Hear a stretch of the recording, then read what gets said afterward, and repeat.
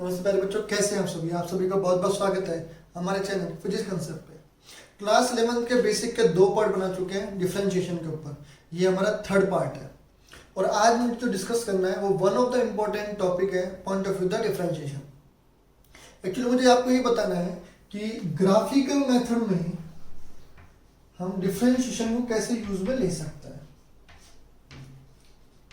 Graphical method से हम differentiation को कैसे यूज में ले सकते हैं, क्योंकि मैथमेटिकल पॉइंट ऑफ व्यू से डिस्कस हो गया कि dy/dx के फॉर्मूलाज हैं वो यूटिलाइज करने हैं, लेकिन फिजिक्स में और क्या यूटिलाइज हो सकता है डिफरेंशिएशन का वो डिस्कस करते हैं। ठीक है, थोड़ा ध्यान दीजिए। अगर मान लो मैंने ग्राफ ऐसे ड्रॉ किया है, यहाँ पर मान लीजिए y और यहाँ पर x है और मैंने एक स्ट्रेट लाइन ड्रॉ की है। अगर आपसे कोई पूछता है कि इस ग्राफ का स्लोप बताइए तो आपका आंसर क्या होगा? इस ग्राफ का स्लोप। तो जब भी आपसे कोई ग्राफ का स्लोप पूछता है तो आप इस पॉजिटिव एक्स एक्सिस के साथ एंगल को रिप्रेजेंट कीजिए। अब मैं चाहे कोई सा भी पॉइंट ले लूं इस ग्राफ पर, सबका बनने वाला एंगल क्या है? कांस्टेंट। और अगर बनने वाला एंगल कांस्टेंट है इसका मतलब कि इस ग्राफ का स्लोप भी क्या होगा? कांस्टेंट। फॉर एग्जाम्पल, अगर मान लो मैंने माना कि ये वाला एंगल 45 डिग्री है तो ये वाला एंगल भी 45 डिग्री ही होगा, ये वाला एंगल भी 45 डिग्री ही होगा।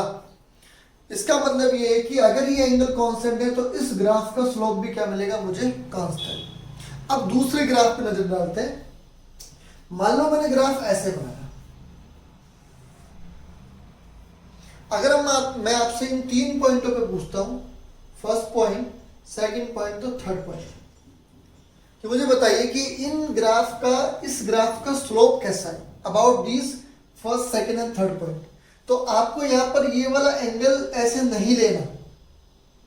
ठीक है, आपके दिमाग में आया होगा कि ऐसे एंगल से चेक कर लेना। नहीं, जब आपका ग्राफ y और x के बीच में वेरिएबल हो, ठीक है, when your graph is a variable between the y and x, तो आपको क्या करना है? आपको यहां पर टेंजेंट ड्रॉ करना है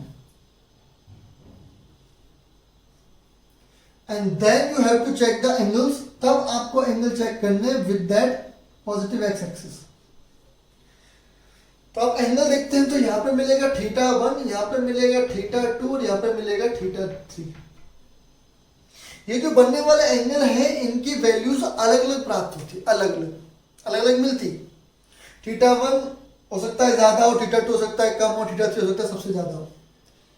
इसका मतलब ये कि इस ग्राफ का स्लोप वेरिएबल नहीं है, सॉरी, इस ग्राफ का स्लोप वेरिएबल है।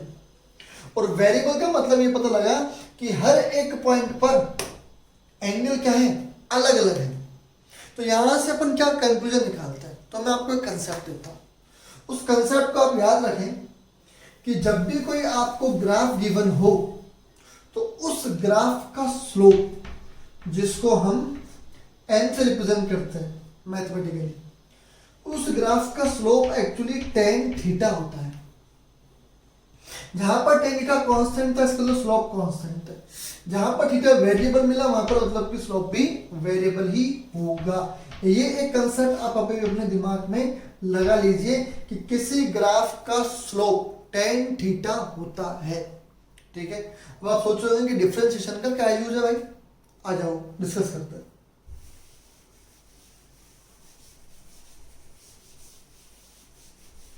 मैं ग्राफ बना रहा हूं।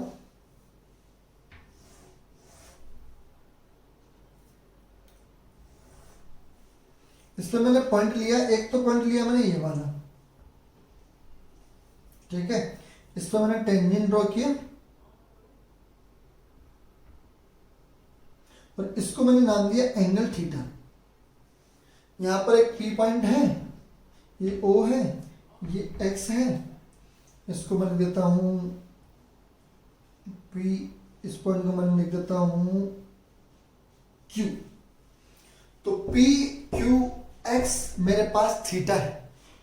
एक और पॉइंट लिया हमने यहां पर और इस पॉइंट को मैं नाम दे देता हूं R। ठीक है, जब मैं इसका टेंजेंट ड्रॉ करूंगा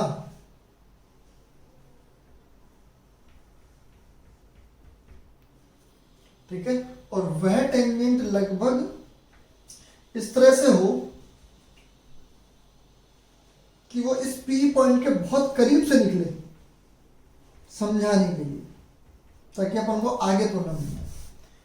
जो P पॉइंट पे टेंजेंट ड्रॉ करूंगा, वो R पॉइंट पे जो टेंजेंट ड्रॉ करूंगा वो कुछ ऐसा हो कि वो इस P पॉइंट के बहुत ही पास से निकले, ठीक है, याद रखना। और यहां पर जो मैंने एंगल माना है वो मैंने एंगल माना है फाई। तो जो P Q X है वो तो है थीटा, ठीक है। यहां पर मेरे पास R है, यहां पर मैं एक पॉइंट मान लेता हूं T, और जो मेरे पास R T X है वो है फाई। अब इस P पॉइंट के कोऑर्डिनेट डिस्कस कर लेते हैं। तो इस O पॉइंट से ये वाली डिस्टेंस है X P पॉइंट के लिए, और जो ये वाली डिस्टेंस है, ये वाली जो हाइट है ये है y, ठीक है, दिस वन इज y। तो इससे कोऑर्डिनेट्स मिलेंगे P पॉइंट के x, y। अब यहां से मैं आगे बढ़ता हूं।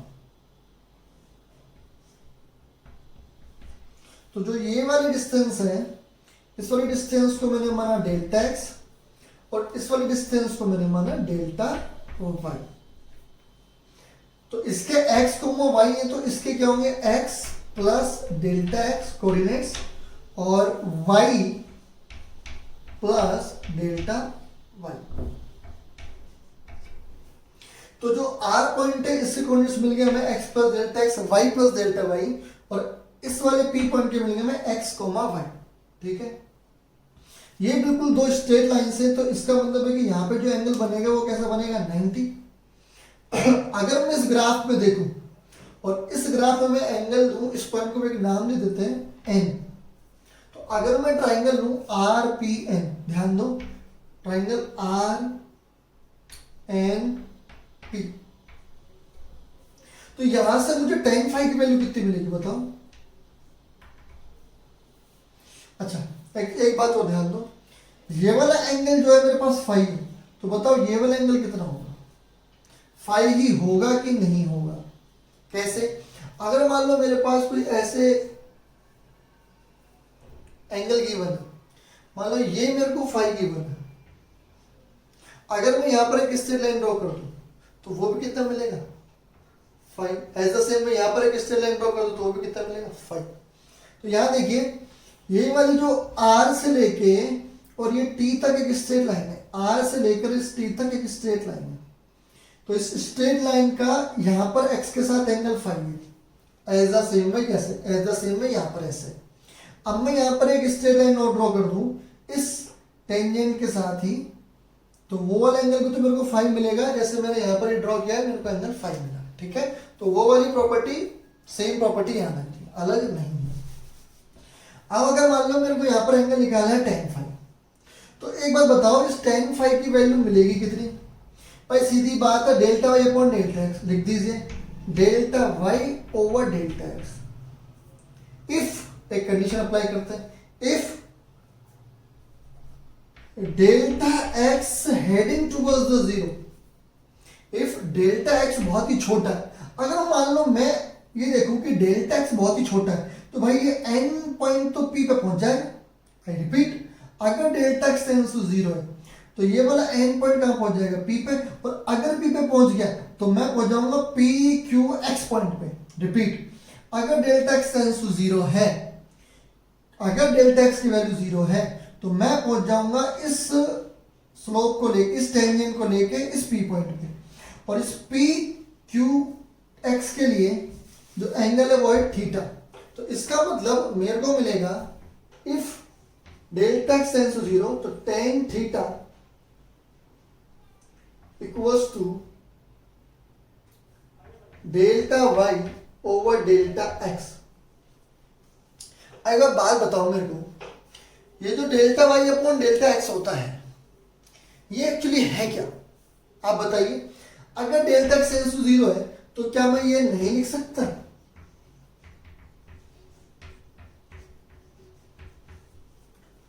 डेल्टा एक्स टेंड्स टू अगर जीरो है तो क्या मैं इसको dy बाई डी एक्स नहीं लिख सकता? अब मेरे को यहां पर आपको देना है कंसेप्ट। मैंने अभी आपसे एक बात कही थी कि किसी ग्राफ का स्लोप tan थीटा होता है, किसी ग्राफ का स्लोप tan थीटा होता है। मैंने बस इतनी बात कही, खत्म कर दी थी, लेकिन अब मुझे एक बात और बतानी है, और वो क्या है कि किसी ग्राफ का अगर आप डिफरेंशिएशन करते हैं तो वह भी उससे क्या बताता है, स्लोप बताता है। दैट्स द मेन पॉइंट जिसके लिए ये लेक्चर डिस्कस किया जा रहा है कि अगर मैं किसी ग्राफ का स्लोप लेता हूं, इसका मतलब y में change with respect to x अगर मेंशन किया जाए in a graph, that is also represent the value of the slope. और ये हम कैसे यूज ले सकते हैं, by using the tangent, by using the tangent in our graph. ठीक है, ये तो होगी किसी थ्योरेटिकल बात। अब इसको प्रूफ करते हैं कि कैसे ये पॉसिबल है। ठीक है, तो ध्यान दें।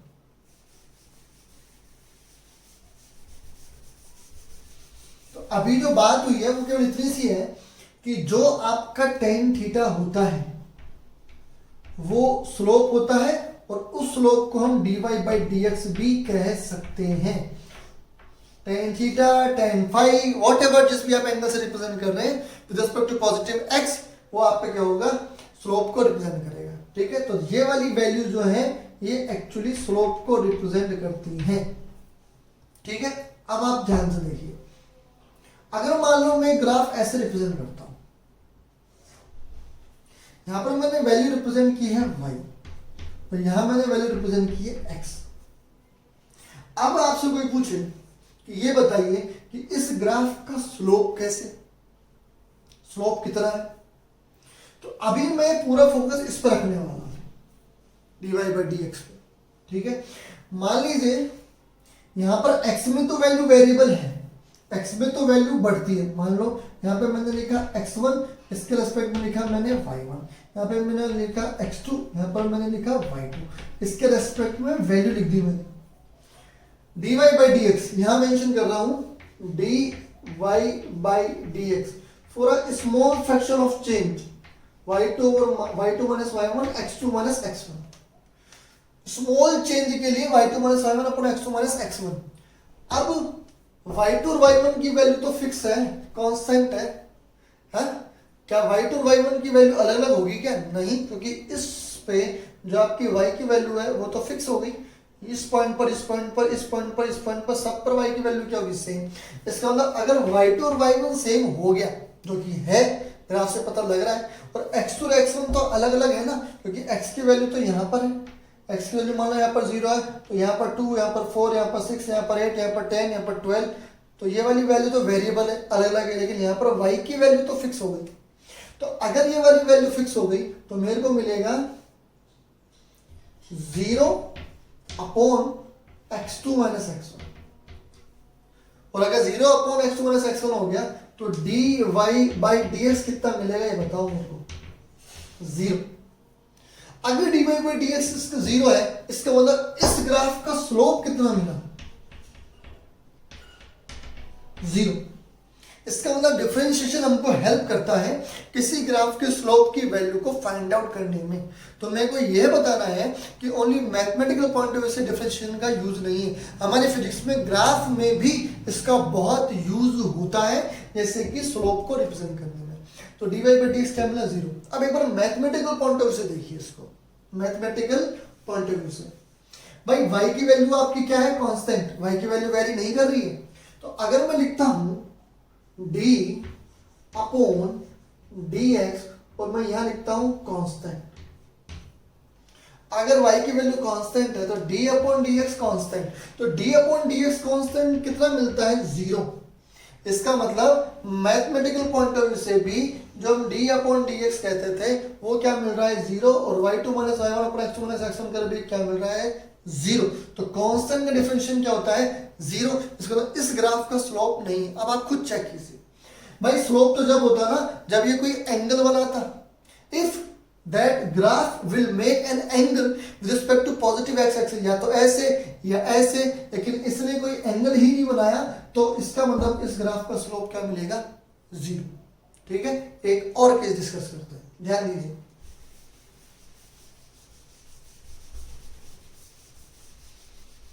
अगर मान लीजिए मैं ग्राफ ऐसे बनाता हूं, यहां पर वैल्यू है y और यहां पर वैल्यू है x।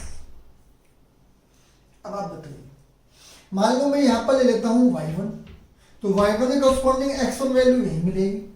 अगर मान लो मैं ले लेता हूँ यहाँ पर y2, और y2 की कॉरस्पॉन्डिंग वैल्यू भी x2 यही मिलने वाली है। y2 क्योंकि y तो वेरिएबल है इस बार, लेकिन x क्या हो चुका है, कांस्टेंट।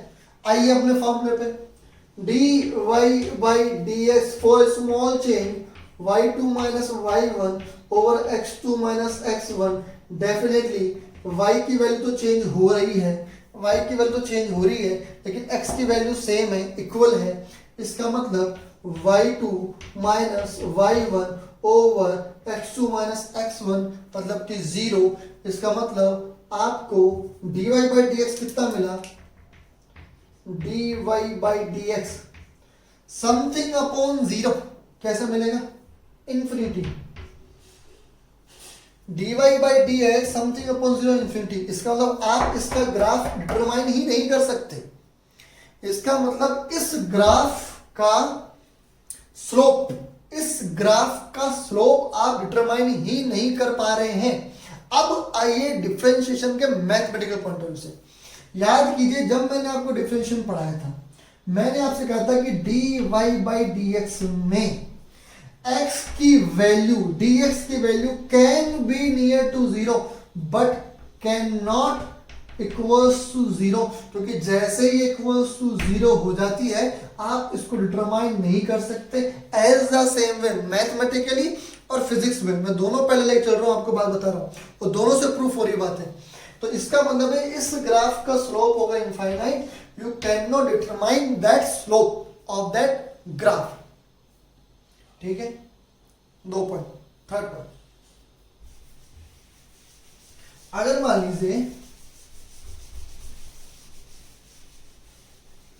आपने 9th और 10th में तो पढ़ा है, यू मत कहना कि सर हमने अभी एक्सीलरेशन अभी तो 11th में आए हैं, हमें नहीं पता एक्सीलरेशन त्वरण क्या होता है। लेकिन आपको पता है कि a equals to dv by dt। चलो ये नहीं पता, लेकिन आपको ये तो पता है कि चेंज इन वेलोसिटी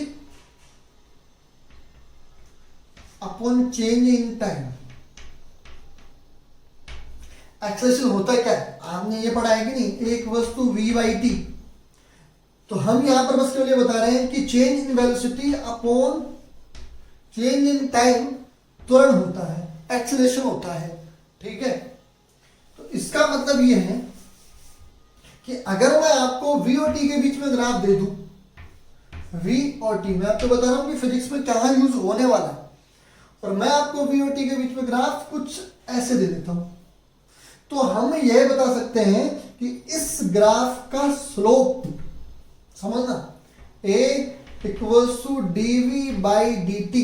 भाई हमने ये बोला कि डिफरेंशिएशन जो एक्चुअली होता है वो ग्राफ के स्लोप को बता रहा है, और इस ग्राफ का स्लोप क्या होगा, एक्सेलरेशन। इसका मतलब ये है कि अगर vt ग्राफ का आप dv बाई dt करते हो, अगर vt ग्राफ का dv बाई dt करते हो, तो आप बाय चेकिंग द स्लोप, आप स्लोप को चेक करके ये बता सकते हैं कि एक्सेलरेशन त्वरण पॉजिटिव है कि नेगेटिव है। अब आप इधर आइए, अगर मैं यहां पर लिखूं, यहां पर कॉरस्पॉन्डिंग वैल्यू है v1, यहां पर कॉरस्पॉन्डिंग वैल्यू है v2, यहां पर कॉरस्पॉन्डिंग वैल्यू है t1, यहां पर कॉरस्पॉन्डिंग वैल्यू है t2, तो अगर आप v2 माइनस v1 और t2 माइनस t1 करेंगे, आई रिपीट, अगर आप v2 minus v1 upon t2 minus t1 करेंगे, तो आपको वैल्यू मिलेगी कैसी, पॉजिटिव या नेगेटिव?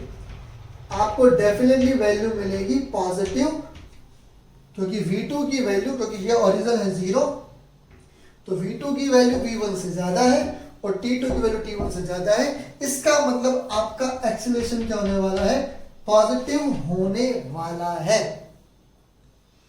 आगे बात सुन, अगर मैं एक और ग्राफ ड्रॉ करूं किसके बीच में, a और t के बीच में, अगर मान लो कि डायरेक्टली हमें फॉर्मूला दे दे, वो graph they they a and t, तो ग्राफ हो ऐसे, तो आप bye checking the tan theta और dy बाई dx क्या चेक कर सकते हैं कि एक्सीलरेशन की वैल्यू क्या मिलने वाली है। यहां पर एक्सीलरेशन की वैल्यू क्या मिलने वाली है, बाय चेकिंग द ग्राफ। अगर मैं आपको ग्राफ इस तरह से दे दूं, तो इसका मतलब है कि bye using the graph slope हम उसकी ये चेक कर सकते हैं कि वह बढ़ते हुए क्रम में है कि घटते हुए क्रम में है। तो जितने भी हमने एग्जांपल्स लिए वो सारे एग्जांपल्स हमको किस चीज को मेंशन कराते हैं कि द वैल्यू इज इंक्रीजिंग में और डिक्रीजिंग में।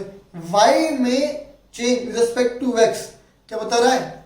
चेंज, कि कितनी वैल्यू इंक्रीज हो रही है कि डिक्रीज हो रही है। पॉजिटिव मिल रहा है तो इंक्रीमेंट है, नेगेटिव मिल रहा है तो डिक्रीमेंट है, जीरो मिल रहा है इसका मतलब कि वो कहीं ना कहीं उसका जो स्लोप है dy by dx क्या है? कांस्टेंट। ठीक है, तो अगर आपको दी हुई जानकारी पसंद आई है तो प्लीज हमारे चैनल को सब्सक्राइब कीजिए, और अगर आपका कोई डाउट हो तो प्लीज डू कमेंट कीजिए और चैनल को सब्सक्राइब कीजिए, लाइक कीजिए, डाउट हो कमेंट कीजिए और डीप पढ़ाई करते रहिए। आप सभी का बहुत बहुत धन्यवाद।